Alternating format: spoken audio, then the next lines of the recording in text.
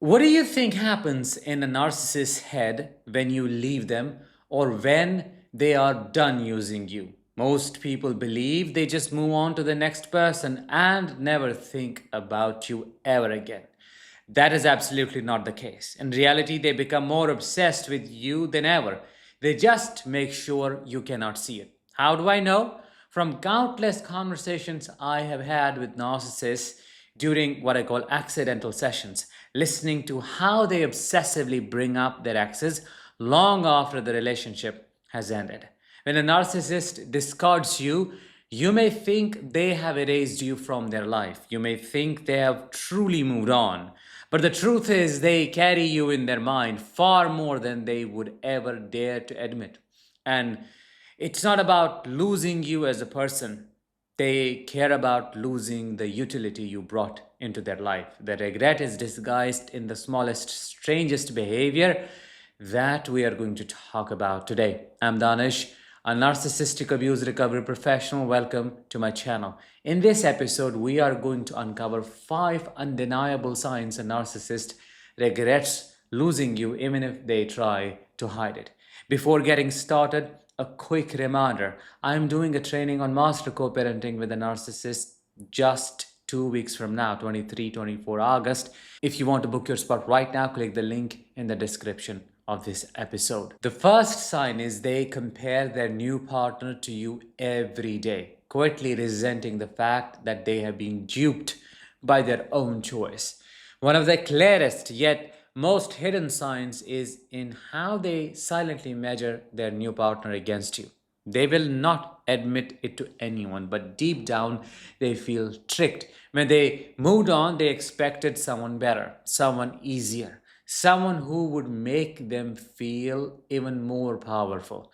But reality rarely delivers that fantasy. In private, they may notice small things their new partner does not do the way you did. It could be the way you handled a crisis, the way you made decisions, or the way you made them feel important. Now they are stuck with someone who cannot fill those gaps. This creates a kind of resentment that eats at them, but instead of owning it, they bury it under constant comparison. The irony is, they once made you feel you were never enough, but when you are gone and they realize they cannot recreate what you gave them, you suddenly become the standard they measure others against. And every day, their new partner falls short. Their regret grows, even if they would rather choke than say it out loud. Number 2, you're always in their mind, whether it is through a smear campaign, prying for updates from mutual friends, or posting revenge pictures with their new supply. A narcissist's mind is a battlefield of control, and you are still in the center of it.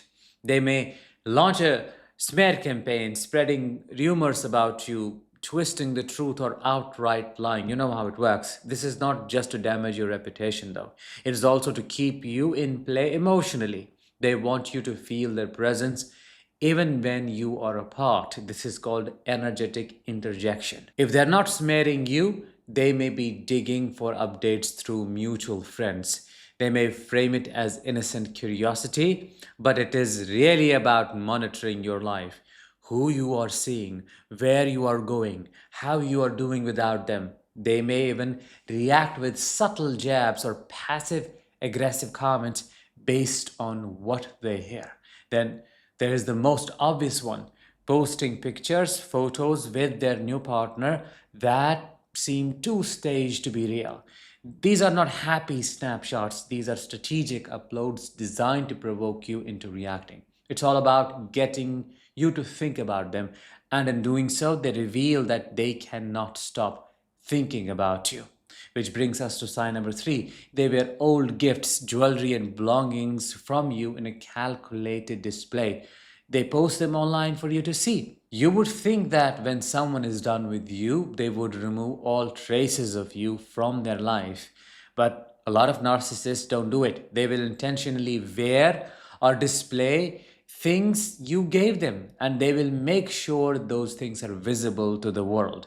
It could be a piece of jewelry, clothing, or even an item that has no real value except that it came from you. They will take pictures with it, post it online, and act like it is just another part of their day. But it's a silent way of saying, I still have a part of you without actually having to speak to you.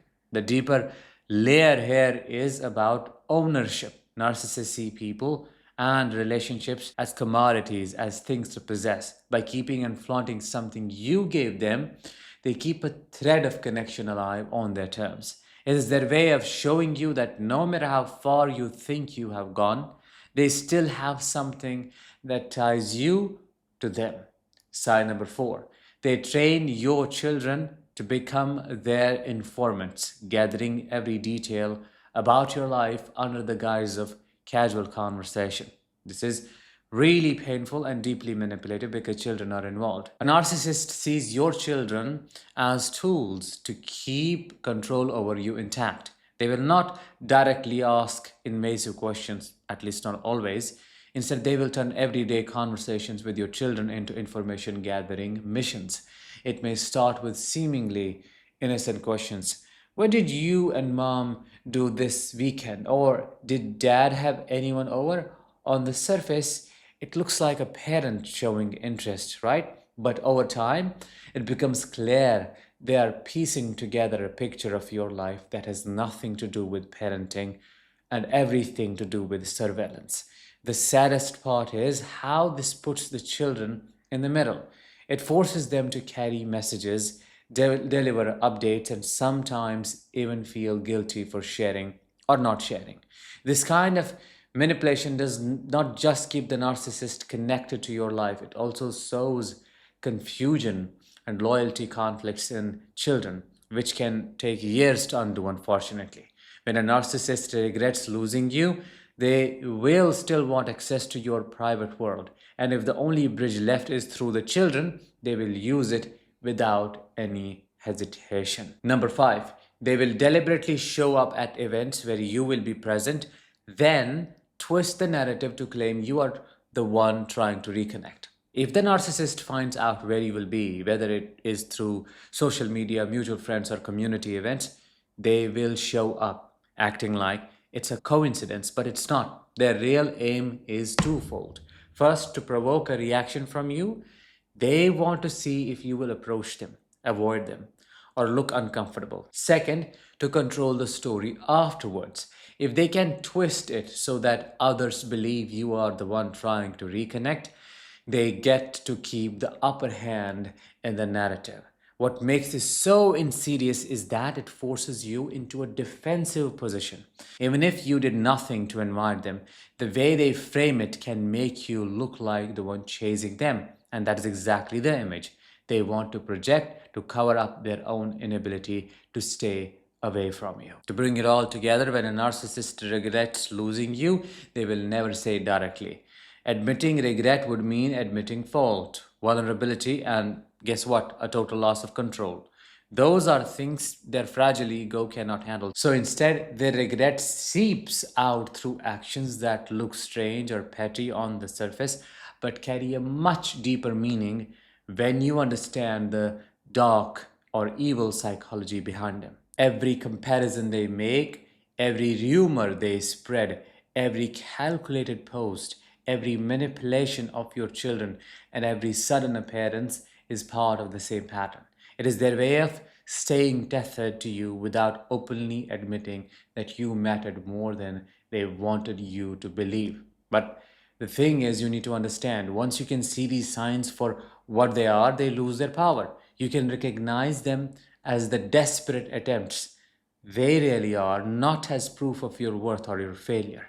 And when you stop giving them the reaction they are fishing for, what do? You reclaim the very control they're trying to claw back from you. With that, let's bring this episode to an end. Let me know in the comments what your experiences are. I will talk to you in the next one. Until then, as always, let the healing begin and continue.